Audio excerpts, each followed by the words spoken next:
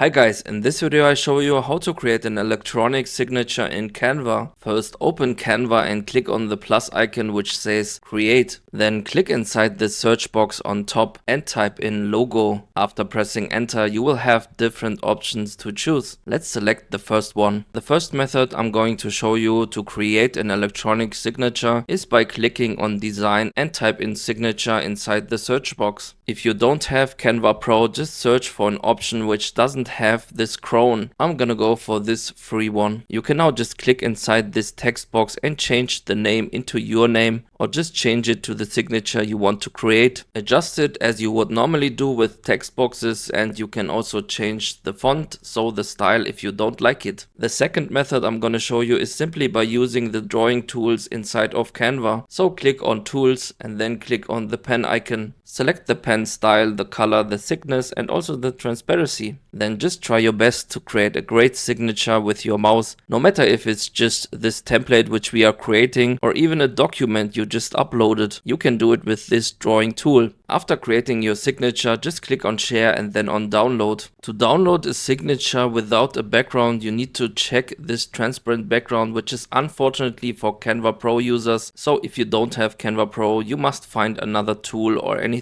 to remove your background or just to blend it inside your document. Then click on download and you successfully downloaded a PNG without a background. Now I'm gonna show you how to put this signature inside a document. Just upload your document inside of Canva.